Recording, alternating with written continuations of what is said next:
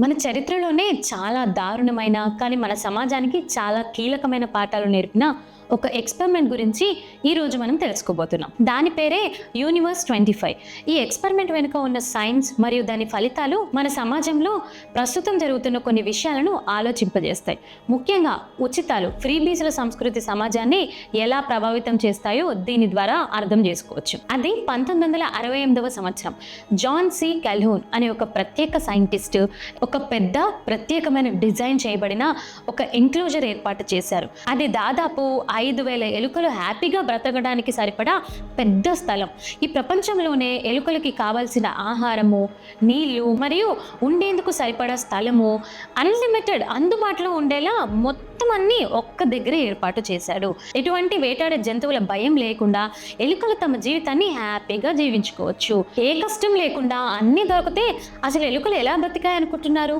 అది తెలుసుకోవడం కోసమే ఈ ప్రయాణం మొదలుపెట్టింది. మొదట్లో ఆ ఎలుకలన్నీ హ్యాపీగా జీవించాయంట. వాటికి కావాల్సిన ఫుడ్, వాటర్ అన్నీ ఫ్రీగా దొరికేసరికి అవి తినడము, తాగడము మరియు రిప్రొడక్షన్ చేయడమే పనిగా పెట్టుకున్నాయట. వాటి సంఖ్య వేగంగా పెరిగిందట. 10ల సంఖ్యలో మొదలయ్యి ఆ ఎలుకల సంఖ్య చిన్నగా పెరిగి 2,200 కంటే ఎక్కువగా అయిందట. ప్రతిదీ సులభంగా దొరికేసరికి వాటి జీవితంలో ఎట్లాంటి స్ట్రగుల్ లేకుండా పోయిందంట. కానీ అసలైన ప్రాబ్లం ఇక్కడ నుంచే మొదలైంది. ఓవర్ పాపులేషన్, అంటే జనాభా విపరీతంగా పెరిగిపోవడం మొదలైపోయింది. కొన్ని ఎలుకలు నడవడం కూడా పక్కన పెట్టేసి కంటిన్యూస్గా తింటూనే తాగుతూనే అలాగే ఉండిపోయాయంట.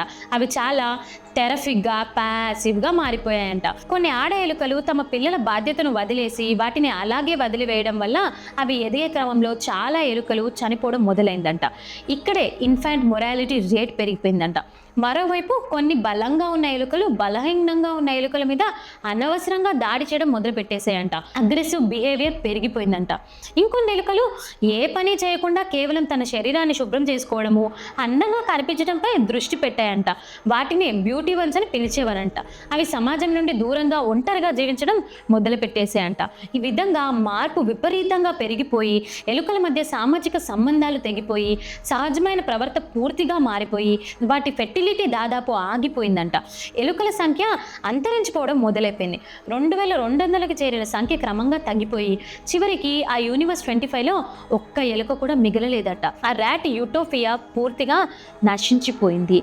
ఈ ఎక్స్పెరిమెంట్ మనకి చాలా పెద్ద పాఠాన్ని నేర్పుతుంది. ఇది కేవలం ఎలుకల ప్రయాణం మాత్రమే కాదు, మానవ సమాజానికి కూడా ఒక వార్నింగ్ లాంటిది. ఒకవైపు నాయకులైనా, తల్లిదండ్రులైనా ప్రజలందరికీ, పిల్లలకి గాను ఉచితంగా అన్ని సప్లై చేసుకుంటూ పోతే, అంటే ఎలాంటి శ్రమ లేకుండా ప్రతిదీ అందిస్తూ పోతే ఏం జరుగుతుంది? మనిషికి కష్టపడాల్సిన అవసరమే ఉండదా? ఏదో ఒకటి సాధించాలనే కోరిక, సమాజంలో ఒక స్థానము సంపాదించుకోవాలనే తపన లేకపోతే అప్పుడు వారి జీవితంలో ఒక పర్పసే లేకుండా పోతుంది కదా.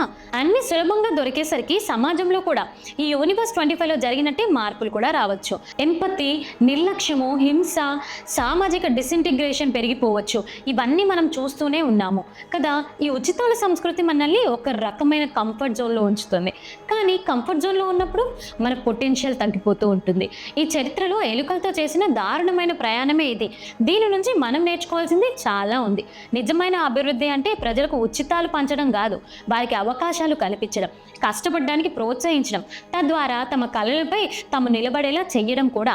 అప్పుడే ఒక బలమైన, ఒక ఆరోగ్యకరమైన సమాజం ఏర్పడుతుంది. ఈ విషయంపై మీ అభిప్రాయాలు ఏంటి? ఉచితాలు సమాజానికి మంచివే అంటారా, లేక ప్రమాదకరమని భావిస్తున్నారా? మీ విలువైన అభిప్రాయాలు మన కామెంట్ బాక్స్లో తెలియజేయండి. ఇలాంటి మరిన్ని వీడియోల కోసం సబ్స్క్రైబ్ చేయండి భారతవాస్ న్యూస్ ఛానల్ని. జై హింద్.